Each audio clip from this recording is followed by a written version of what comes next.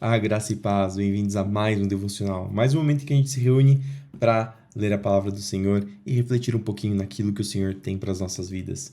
Senhor, obrigado por mais essa oportunidade de te conhecer, de ler a tua palavra e que o teu Espírito Santo faça a obra em nossos corações e nossa mente para que nós possamos entender a tua palavra. É isso que eu te peço e agradeço em nome de Jesus. Amém.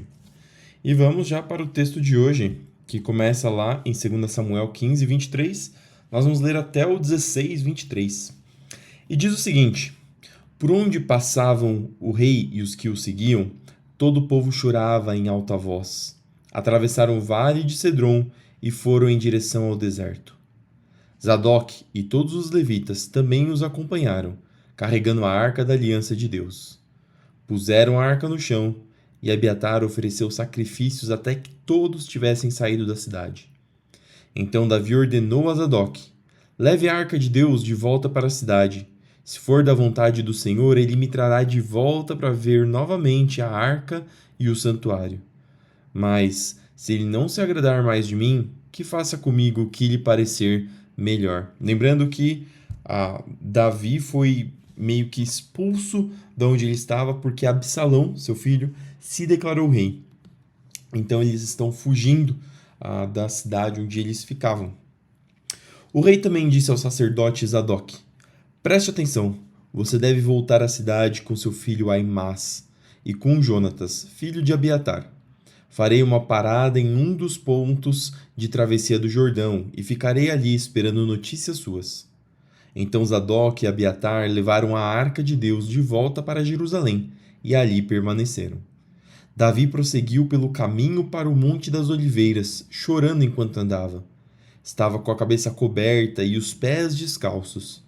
Os que iam com ele também tinham a cabeça coberta e choravam enquanto subiam ao monte.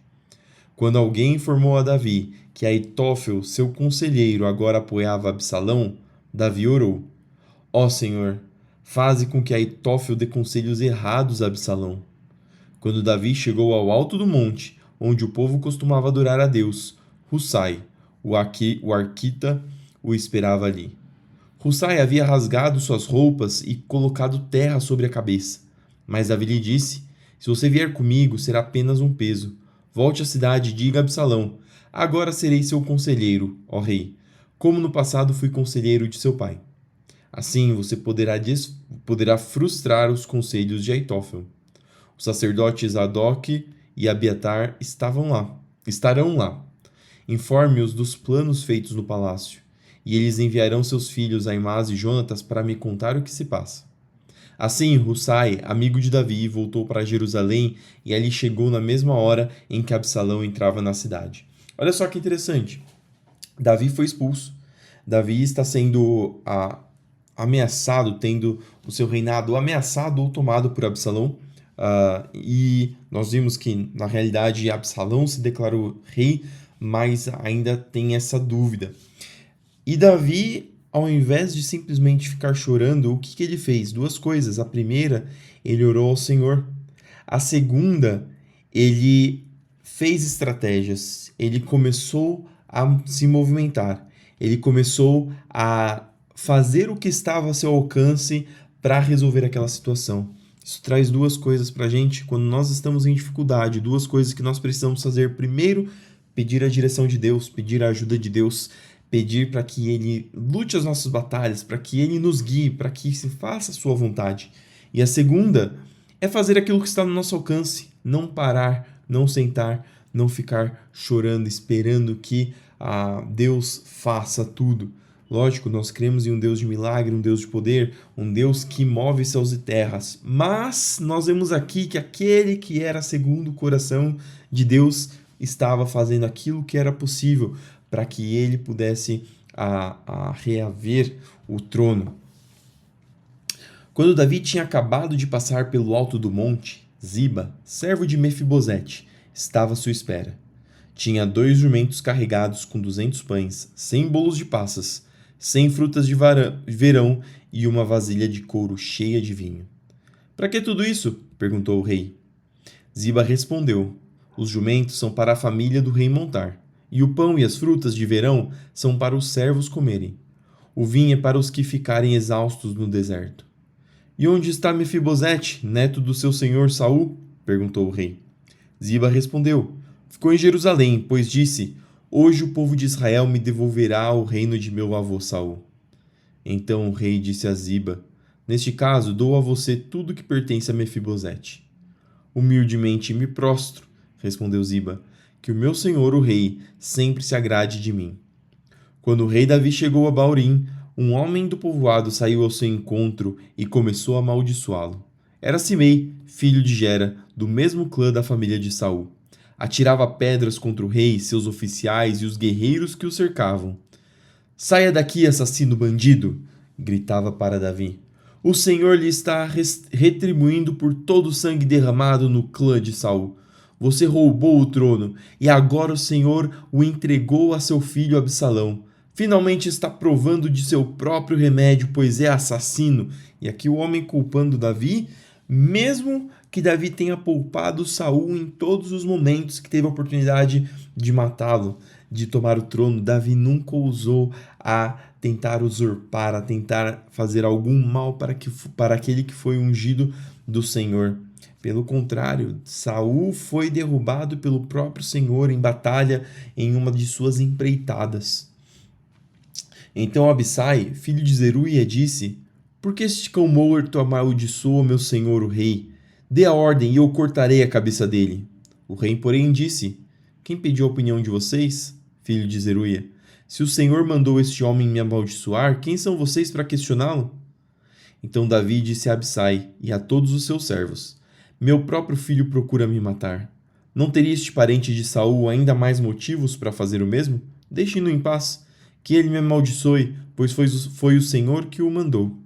Talvez o Senhor veja que tenho sido injustiçado e me abençoe por causa dessas maldições de hoje. Assim, Davi e seus homens prosseguiram em seu caminho. Simei o seguia pela encosta de um monte próximo, amaldiçoando Davi e atirando pedras e terra contra ele.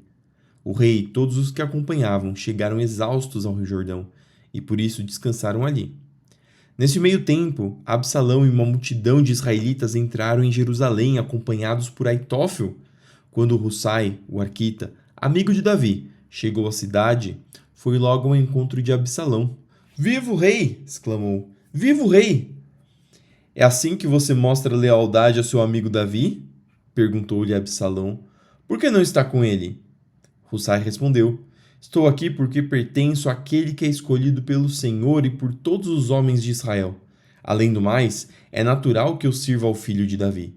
Assim como fui conselheiro de seu pai, agora serei seu conselheiro. Então Absalão se voltou para Aitófel e perguntou: O que devo fazer agora? Aitófel respondeu: Tenha relações com as concubinas que seu pai deixou aqui para tomar conta do palácio. Então todo Israel saberá que você insultou seu pai de tal modo que será impossível haver reconciliação.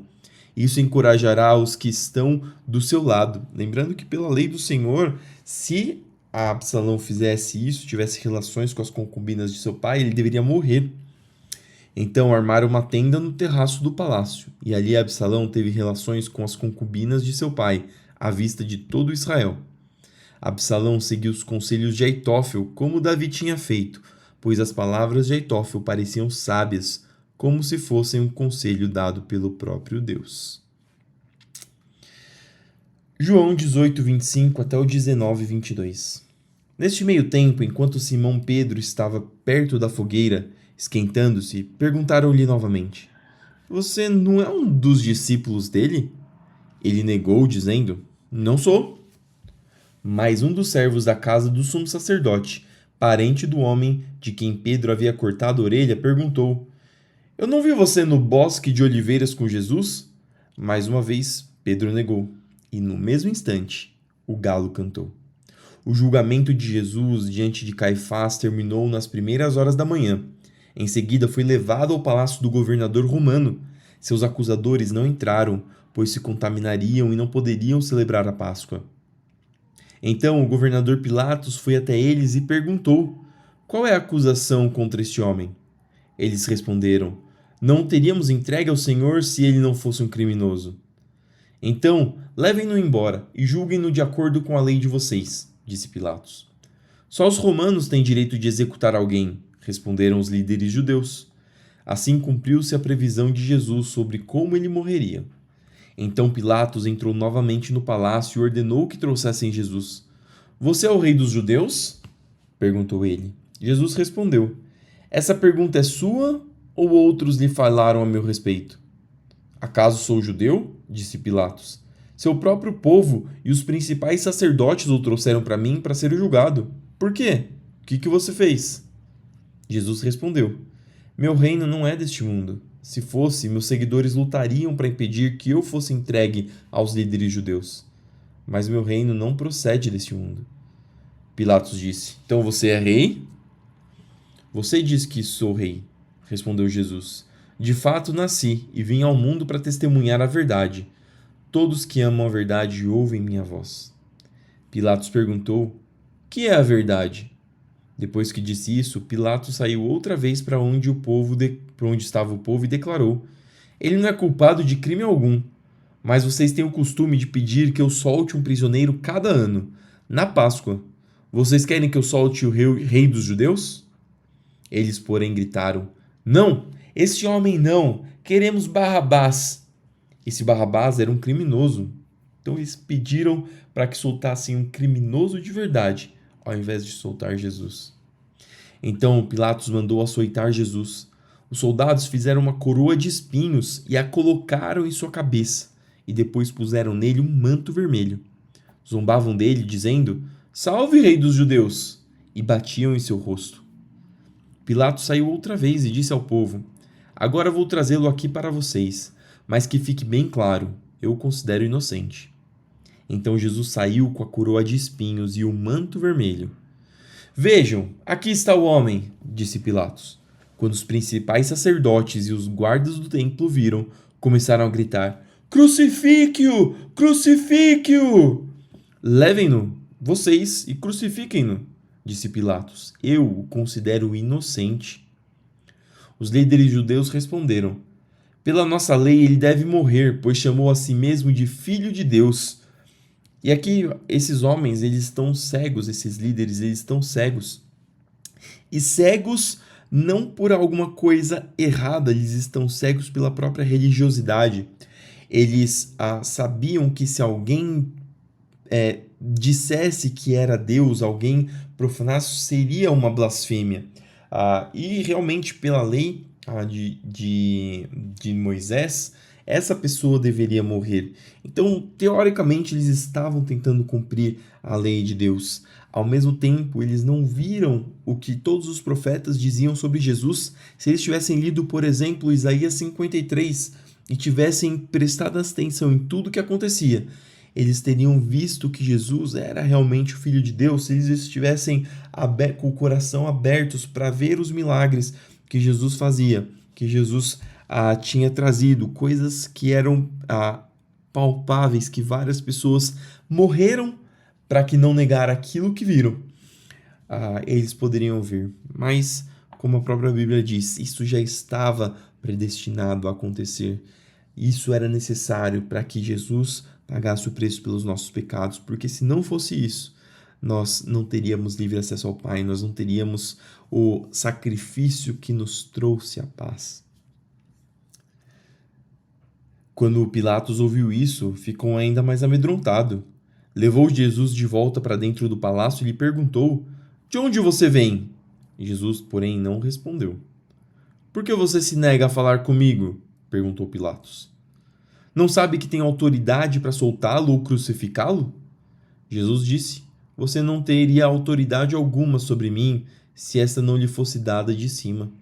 Portanto, aquele que me entregou a você tem um pecado maior. Então Pilatos tentou libertá-lo, mas os líderes judeus gritavam: Se o Senhor soltar este homem, não é amigo de César. Quem se declara rei se rebela contra César. E aqui eles utilizando a própria lei de Roma para atingir seus objetivos. Ao ouvir isso, Pilatos trouxe Jesus para fora novamente e se sentou no tribunal, na plataforma chamada Pavimento de Pedras, em aramaico, Gábata. Era por volta de meio-dia, no dia da preparação para a Páscoa, e Pilatos disse ao povo: Vejam, aqui está o seu rei. Fora com ele! Gritaram. Fora com ele! Crucifique-o! O quê? Crucificar o seu rei? Perguntou Pilatos. Em resposta, os principais sacerdotes gritaram: Não temos outro rei além de César. Então Pilatos lhes entregou Jesus para ser crucificado, e eles levaram Jesus. Carregando a própria cruz, Jesus foi ao local chamado Lugar da Caveira, em aramaico Gólgota. Ali eles o prenderam na cruz. Os dois foram crucificados com Jesus, um de cada lado, e ele no meio. Pilatos colocou no alto da cruz uma placa que dizia: Jesus o Nazareno, Rei dos Judeus. O lugar onde Jesus foi crucificado ficava perto da cidade, e a placa estava escrita em aramaico, latim e grego, de modo que muitos judeus podiam ler a inscrição. Os principais sacerdotes disseram a Pilatos: Mude a inscrição de Rei dos Judeus para Ele disse, Eu sou o Rei dos Judeus. Pilatos respondeu: O que eu escrevi. Salmo 119, do 113 ao 128. Samek. Odeio pessoas inconstantes, mas amo a tua lei. Tu és meu refúgio e meu escudo, tua palavra é minha esperança. Afastem-se de mim, vocês que praticam o mal, pois obedecerei os mandamentos de meu Deus. Sustenta-me como prometestes, Senhor, para que eu viva. Não permitas que minha esperança seja frustrada.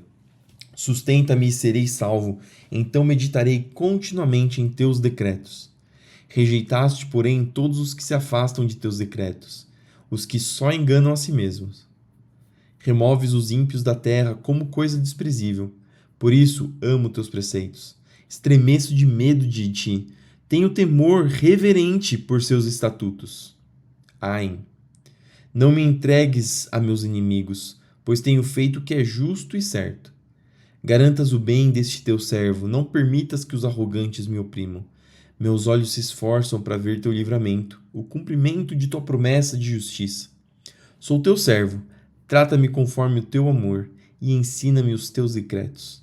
Dá discernimento a este teu servo, então entendereis teus preceitos. Senhor, é tempo de agires, pois violaram a tua lei. Por isso amo teus mandamentos mais que o ouro puro. Cada um de teus mandamentos é reto, por isso odeio todo caminho falso.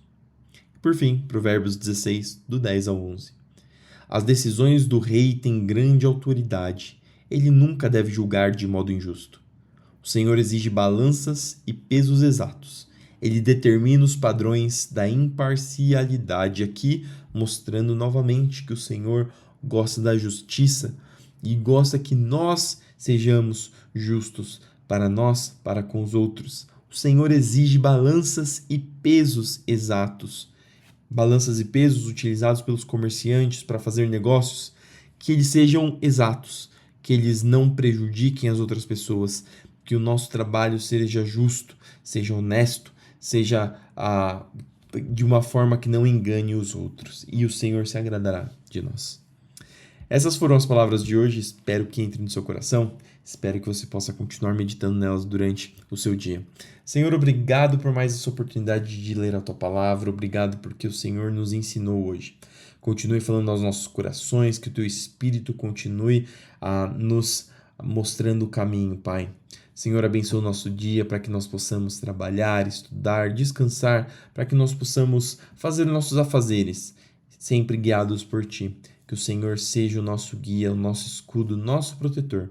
Senhor, abençoa os teus servos para que eles possam ser protegidos e guardados, para que nós possamos, Senhor, receber tua cura, para que nós possamos receber o teu cuidado. Abençoa aqueles que estão nos hospitais, aqueles que estão enfermos e doentes, para que eles possam receber regeneração.